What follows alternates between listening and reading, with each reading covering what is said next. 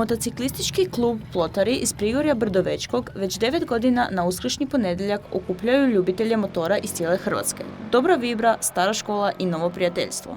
Plotari su jedan od najstarijih klubova, MK klubova u Hrvatskoj.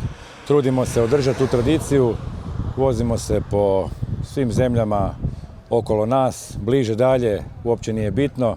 Koliko god imamo vremena, mogućnosti, toliko tjeramo te naše konjiće okolo po svijetu.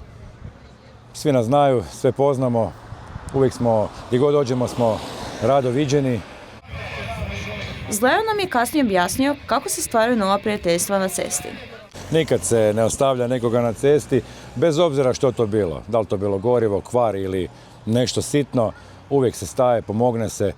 Uopće nije niti bitno izgubljeno vrijeme, niti ništa, niti novac, apsolutno. Bitno je stati, pomoć, omogućiti nekome da nastavi putovanje i da krene dalje smjerom kojim je krenuo. I tu se stvaraju poznanstva, tu se stvaraju prijateljstva koja traju, evo, kao što vidite, godinama, desetljećima. Uz vožnju i druženje, Plotari misle i na sigurnost. Svake godine organiziraju edukacije za mlade vozače u suradnji sa HAK-om, jer za njih motor nije samo hobi, to je i odgovornost. Mi uvijek prije sezone okupimo nekolicinu, odnosno iz tog našeg, mi velimo, kvarta i mlade. I svake godine u principu napravimo nekakvu katedru sigurnosti u prometu, pozovemo i nekakvog predavača iz HAK-a i tako dalje i omogućimo, odnosno damo nekakve savjete tim mladima koji se voze, da paze, da poštuju pravila i tako dalje.